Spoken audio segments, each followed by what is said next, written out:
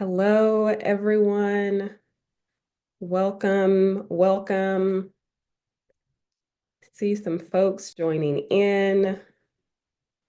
So excited to see some familiar names. Welcome. We will give folks a few more minutes to join in. We'll start promptly at 11:05. But welcome everyone to our webinar on data accessibility and criminal justice. Hi, I see some hand waves. Okay. Folks are already utilizing the chat. Awesome, awesome. We'll give folks a few more minutes. So bear with us. We'll start shortly. And just so everyone knows, this session is being recorded. We cannot see your faces, unfortunately, but we can see a few names. So we will also be sharing this recording out.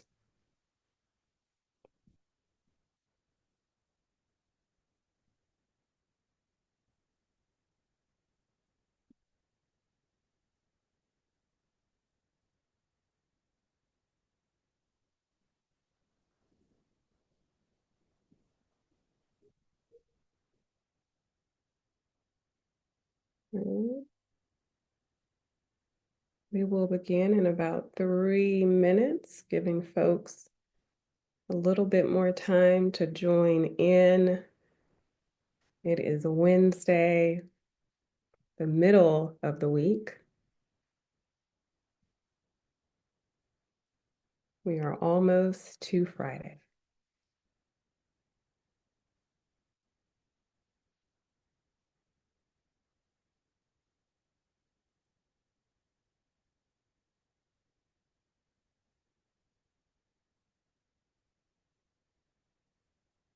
Happy Wednesday.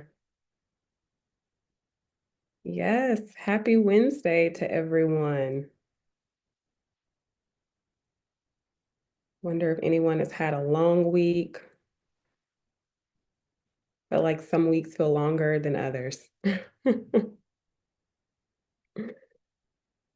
right, we'll give folks about 60 more seconds and then we will go ahead and get started. Long past couple of months. Oh, wow. Yeah. And it's only March. We just made it through Q1. John says good morning, good afternoon. Keep the conversations going in the chat.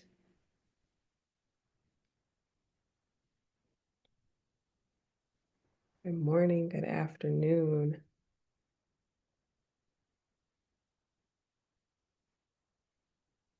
All right. So let's go ahead and get started. Welcome, everyone. We are so very excited to have you all here with us today. And thank you for taking time out of your very busy schedules to spend an hour with us talking about data accessibility and criminal justice. So March is National Criminal Justice Month, and we're excited to talk about data and criminal justice, especially at the local level. As many of you know, Measures for Justice is a nonpartisan nonprofit that is leading a movement to change the future of criminal justice by developing tools that help communities, including the institutions that serve them, reshape how the system works. So since 2011, Measures for Justice has worked with communities, courts, prosecutors, and police to shine a light on what criminal justice looks like nationwide. We've collaborated to standardize and improve criminal justice data nationwide, and we've created tools and provide services and led research to bring transparency, accessibility, and accountability to the criminal justice system. So we believe that good data has the power to transform our criminal justice system. So now that I've introduced our organization, I will introduce myself. I am Catricia Cleveland, the Assistant Director of Partnership Development. My pronouns are she, her. As everyone is coming in, you will be muted upon arrival, but please use use the chat. You have access to the chat throughout today's webinar, and please engage and talk with us in the chat. We are going to have a wonderful discussion and hear from one of our subject matter experts in data accessibility. So at this point in time, I will now pass it off to my colleague, Brian Gunn. Good morning or afternoon, everyone, depending on where you're calling from. I'm Brian Gunn, and I have the pleasure of serving as the Senior Impact and Outreach Manager for Measures for Justice. And I'm so excited to see everyone here on the call today. So before we get started, we wanted to take a quick minute to learn more about where everyone is calling in from. So in the chat box, some of you have already been utilizing it. Let us know where you're viewing from. So we want everyone to drop in their name, location, and the organization that they represent in the chat box. I see Rochester, New York. Okay, Corinne. Olympia, Washington. Okay, Thurston County. NOLA. Okay, Thurston County. The Harley School. Awesome. It's so good to see Baton Rouge, Southern University Law Center. It's good to see you. Scott Payton, Prison Fellowship, Louisiana.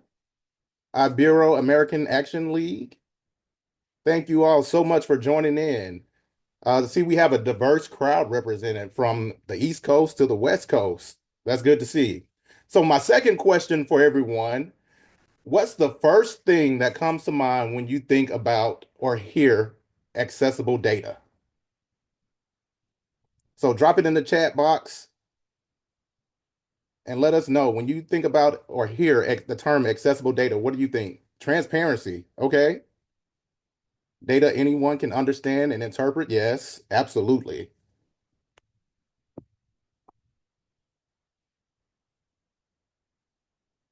All right. Any more? Like, what do you think about when you hear accessible data? Accessible data to me is easy to find and use. Absolutely.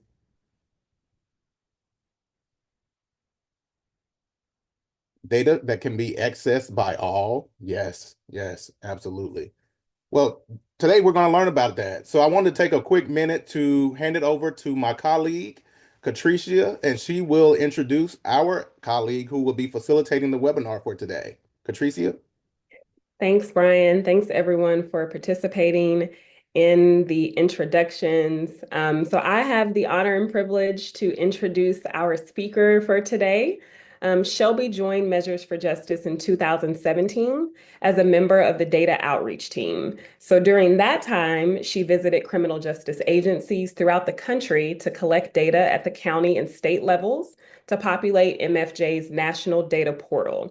In her current role as Director of Research and Data Stewardship, she assists with the development of the organization's overall system for measuring local criminal justice performance and lends direction to MFJ's research projects and partnerships. She earned an MA in Criminology and Criminal Justice from the University of Missouri, St. Louis, where she examined a number of topics, including youth-involved gun violence and institutional responses to police use of force.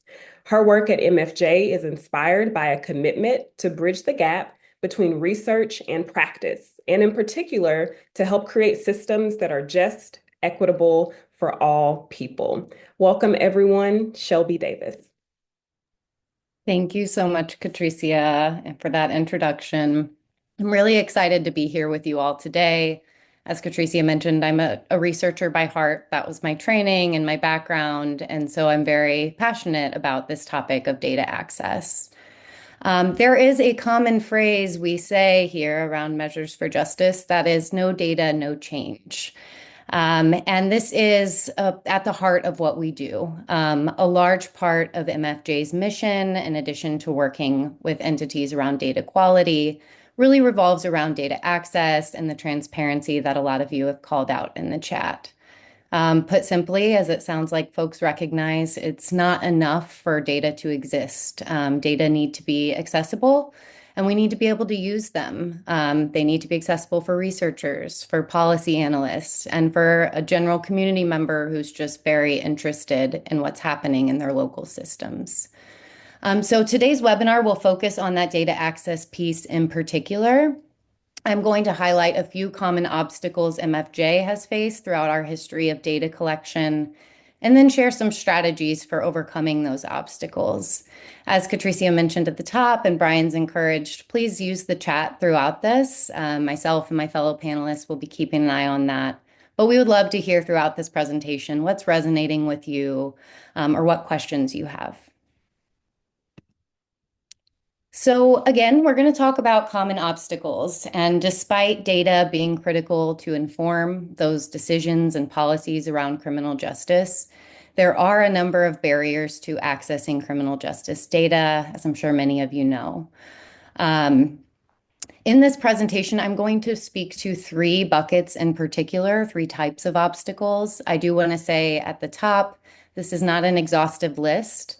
And importantly, the obstacles you may come across in your data collection journey are going to vary. They look differently jurisdiction to jurisdiction, depending on the type of data you're interested in collecting, and frankly, who you are and what you intend to do with the data, what your role is.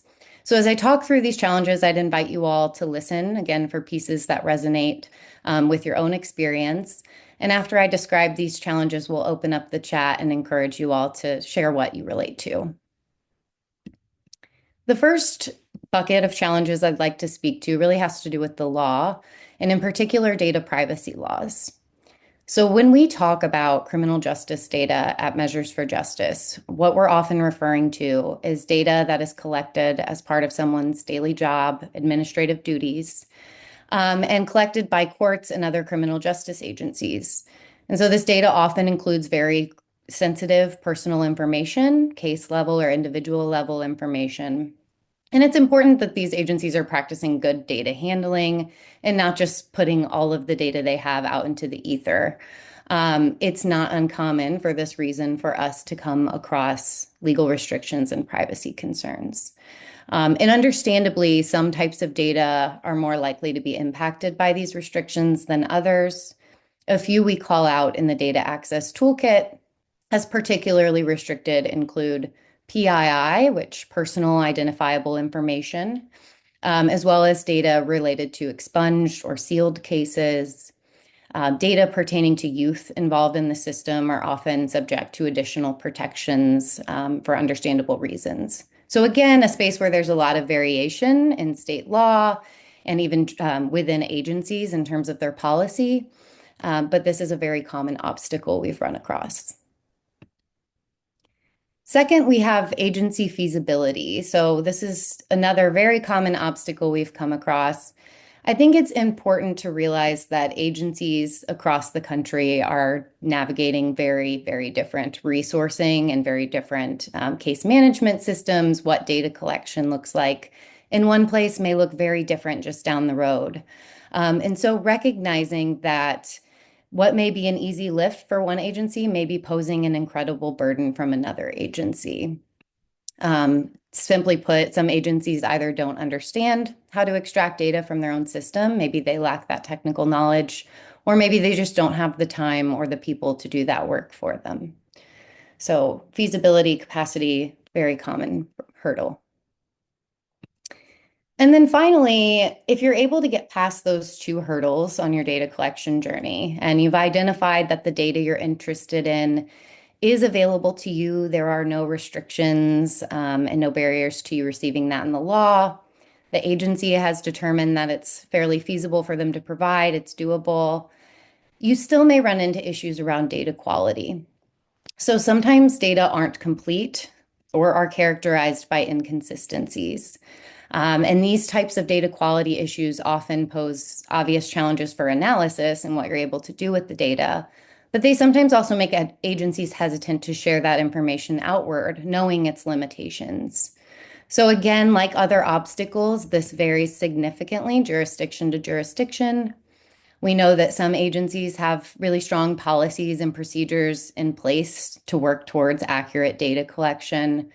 Others are very much still working toward that. So this is why it's important. And MFJ does a lot of work with agencies and in particular prosecutors around data quality initiatives, and knowing that many offices are interested in identifying steps to get to a better place, but we still have a long way to go in many places. Data recording and culture practices remain a challenge. All right, before I move us forward, this is one of those times I'm going to ask you to utilize the chat. We're going to ask that we do like a waterfall chat. If you're not familiar with what that means, I'm going to ask that you type the response to your question, but hold on submitting it just for a second. I'll have us all share at the same time. So for this first question, I would like to ask which of these obstacles you've experienced in your work. So feel free to go ahead and type it in. I'll just ask that you hold on hitting enter. Have you experienced legal restrictions? Agency feasibility has been a challenge. Feel free to type 1, 2, or 3. You may have multiple numbers.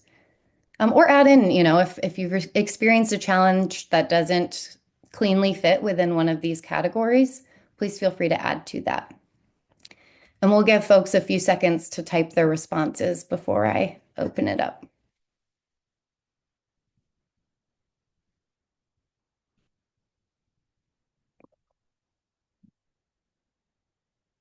All right. We have just a few more seconds. So again, I'm asking folks to type in the chat either a 1, 2, 3, or an additional data challenge, access challenge they've come across in their work. All right. Let's go ahead and hit enter if you haven't beat me to it. Yep. Data quality challenges. All the things, John. Yeah. Missingness. Mm-hmm. Yeah, it's great. Thank you all for sharing. I appreciate that. Feel free to continue throwing ideas in or your thoughts in if if as we discuss, you think of an instant, we'll keep the chat open. But I do want to move us forward because not all is doom and gloom. And the good news is, after spending many years working to acquire criminal justice data, Measures for Justice has some strategies that we can share, some tips we can share out that we've found to be helpful. So especially if you're new to the data collection journey or criminal justice data in general, please consider these as some starting points and some tips you can keep in mind to help increase the likelihood that you'll receive data. Before I talk through them, I'll say they're not, your silver bullet solutions. They won't solve all of the problems. But again, keeping them in mind, we've found has increased our likelihood of getting data we can actually use for our analysis. So the first point here I want to talk through is exploring what already exists. So before you set out to craft a really in-depth or unique data request, consider what information you really need to answer the question at hand. It seems like an obvious first step, but I know personally for me as a researcher, it's tempting to be like, all of it. I want all of the information and I want to see all of the things I can learn from it. But really drill into what is it that you need to know? And then ask yourself if that information exists somewhere already. Is that information publicly available? So of course, I'd imagine folks here know that MFJ has some publicly available data that speaks to criminal case processing. But other organizations at the state and local levels are collecting data of their own to make available. So we encourage folks to really learn who is working on data in their community and explore whether there are ways you can partner, share ideas with those folks. Many agencies at the local level also report up either to a state entity or a federal entity. And so we will share a couple of starting points there on the next slide. But explore those existing sources before you put yourself through the work of creating a data request. Okay, so you've determined you need this data, but maybe it doesn't exist publicly, and you really need to go to the agency responsible for data collection. If that information doesn't already exist, a good first step is to familiarize yourself with the laws and policies governing data. Explore the state's public records law. So each state has its own public records law, sometimes called a Freedom of Information law. What information is included or excluded based on that? And beyond public records laws, consider the agency's policy. Is there information on their website that kind of lends insight into the data collection process and can kind of speak to what they can provide feasibly? I will call out here too, in terms of the public records law, the National Conference of State Legislatures has a really great resource that kind of compares each state's public records law. That is linked in the Data Access Toolkit, so we'll be sure to share that link at the end if you're interested. Okay, a third strategy. This is one of the really important things we learned early on at Measures for Justice, and it really speaks to what I was describing earlier in terms of that immense variation agency to agency. Again, they're working with immensely different resources and technological capacities. Keep this in mind. If you're submitting a records request, consider ways you can tailor that request to kind of be more feasible for the agency. Is there language you can add into the request that stresses, hey, I'm open to amending this. I'm open to talking about what you all track and what can be feasibly provided? Or is there someone on staff that you can have that conversation with face to face or computer to computer and talk through what are their concerns about the data you're requesting? If you are seeking a large volume of data, one thing we've heard from colleagues, one thing we've experienced is sometimes it's helpful to break it up into manageable chunks. So if you're requesting data that span many years, maybe breaking that up into annual chunks or topics to really increase the feasibility for the agency. And then our final tip here is to practice responsible data stewardship. So what do I mean by that? Again, going back to the idea that when we're talking about criminal justice data in this context, we are referring to that information entered into the system as part of someone's job. Oftentimes, it is just one single part of their job, and they have many other priorities and responsibilities. Depending on the agency, depending on the data type, there may be many different people entering data into the system. There are inevitable mistakes. That they're not perfect, that would be very suspicious because we know human beings collect data. But recognizing those limitations is key. And to the extent you're able, again, having those conversations and really digging into those limitations with the agency, with the folks that are familiar with how that data are collected is really important. And then in addition to being mindful of those limitations, being mindful of your own handling of that sensitive data. If you need to identify individuals within data, this is something Measures for Justice often needs to do as we like to track folks and cases across the system. Is there a way you can request that information without requesting PII or that name, date of birth, social security number, any of that? Many agencies have the capability to provide or create an anonymized unique identifier. And not only have we found that that increases like accessibility and makes folks more willing to share data, it also protects you as a researcher or someone working with data to know that you're not going to, you're not going to accidentally disclose information. It just takes kind of a weight off of your shoulders and knowing that you don't have that PII to care for. So I just dumped a lot at you all, but these are 4 top-level strategies we've found to be helpful in overcoming obstacles. Again, I would like to open it to you all here, and we'll do the same waterfall style response. So think about your response, type it in if you'd like, but please don't submit yet. Which of these strategies have you tried or do you regularly employ? Feel free again to enter the number that corresponds with the strategy. And please also feel free to add something that we didn't quite capture here. So we'll give folks a few minutes to do that.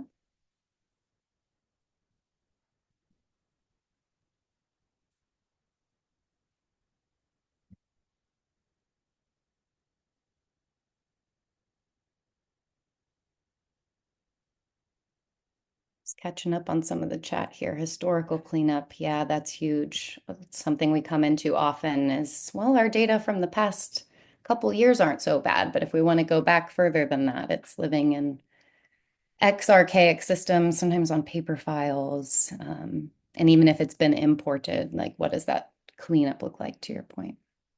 Great. Okay, folks, let's go ahead and hit enter if you've had the chance to type out which obstacle you've experienced, obstacle or obstacles. Great point, Whitney.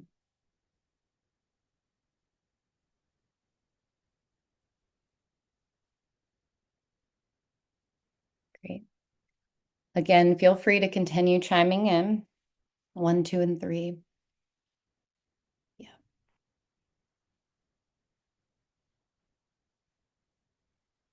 Great. Thank you all. All right. I'm going to move us to this last piece now. And for this last piece, I'd mentioned earlier, there are a number of starting points, and we talked about, and Whitney's calling it out here, only ask for data that are necessary to have. Like, let's start with what already exists and go from there. And so I will share a couple of starting points with you here.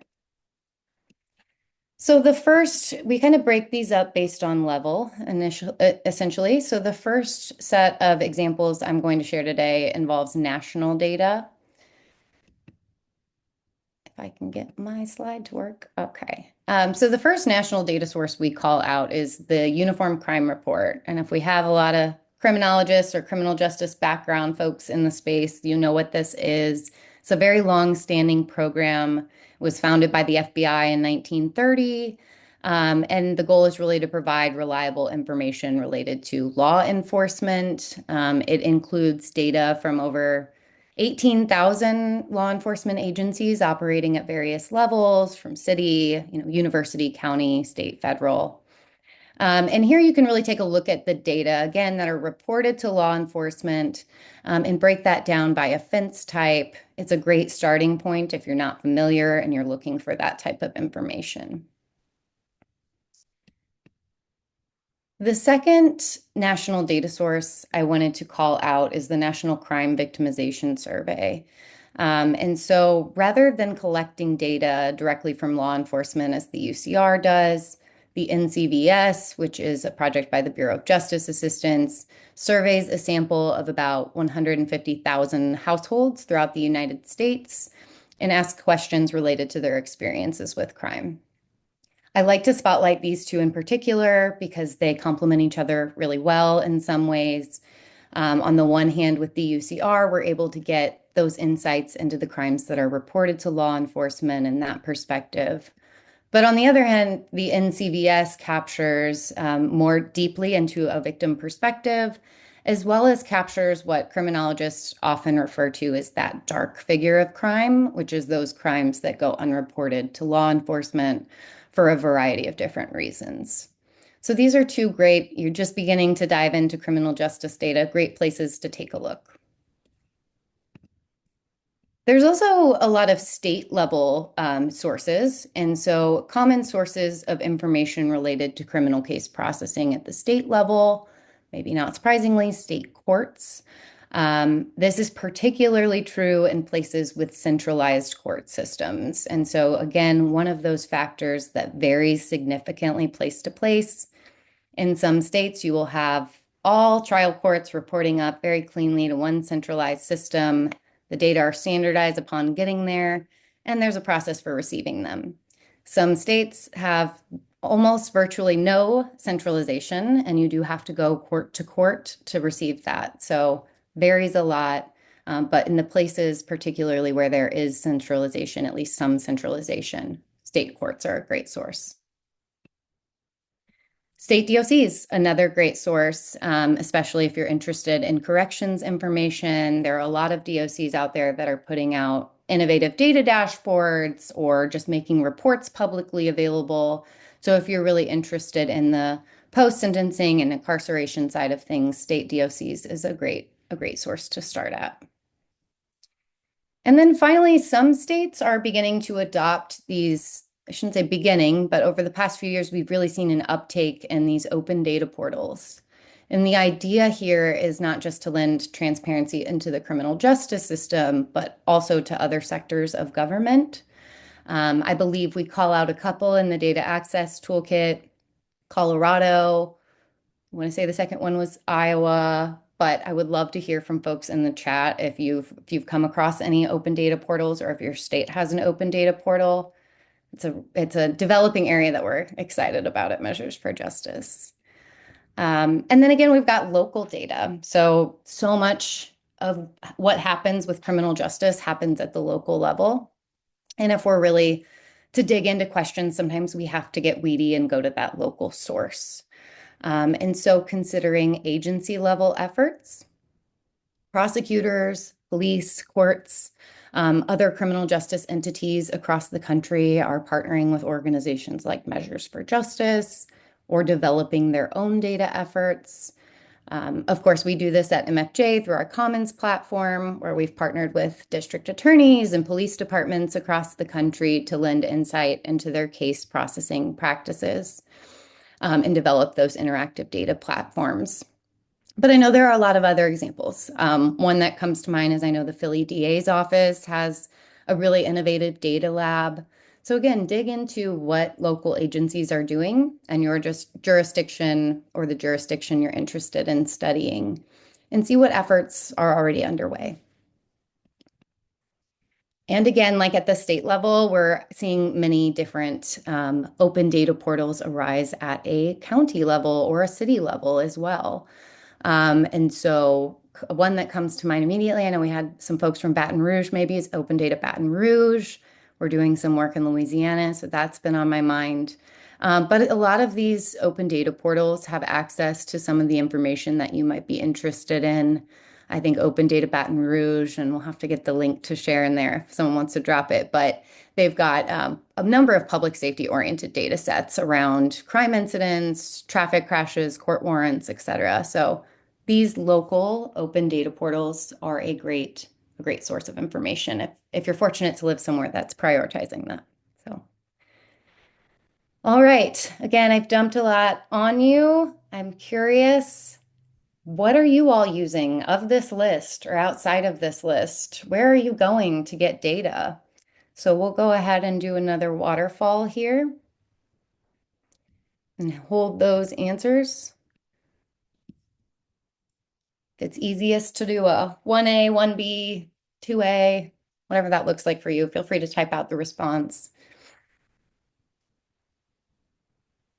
We'll give folks just a few seconds.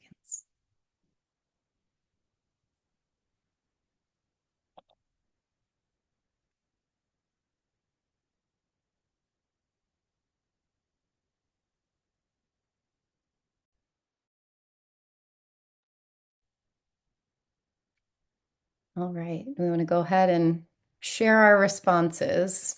Are you using any of these sources? UCR, yeah.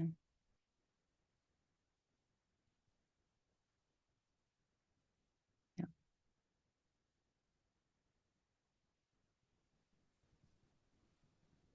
I would also be curious to hear from folks as you're thinking about if I use data from these sources, are there any particular sources, well, general or specific, I would say, that we didn't include here that are really that you either turn to a lot or you think are an underutilized kind of source of data. So whether that be generally state criminal history repositories are a great source of data, which is another source we could call out. Or if there's a specific state or local initiative that you think is really cool or you've turned to, it's been a great data access point. Please let us know.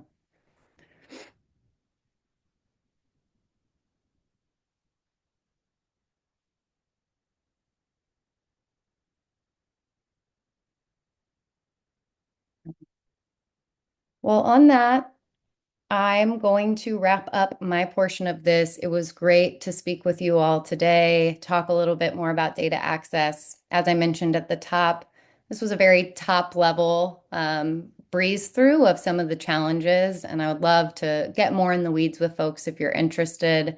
But for now, I will turn it back over to Catricia. Thanks so much, Shelby.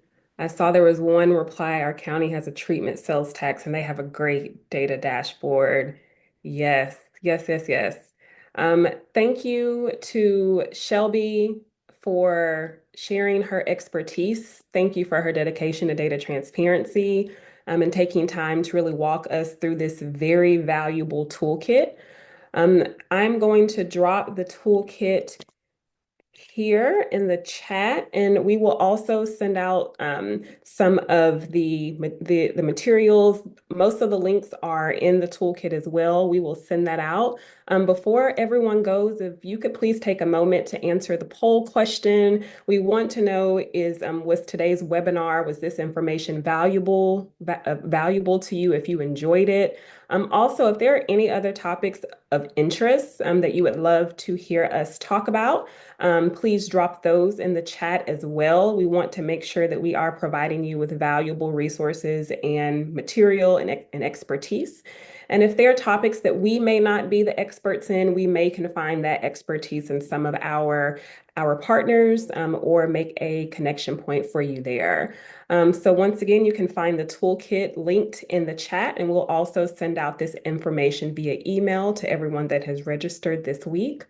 Thank you all for your participation today. Thank you for engaging with us and taking about 40 minutes out of your time for this webinar. We will be in touch soon with other details for our next up and coming webinar. So if you could just answer that question in the chat. And we will wish you all a very happy Wednesday. We hope you have a wonderful week ahead and a great weekend. Thank you so much again for joining us today. Thank you. Thank you. See a lot of fives. Awesome. Awesome. Awesome. Thank you, everyone. Yes. Thank you. Thank you. All right. Bye.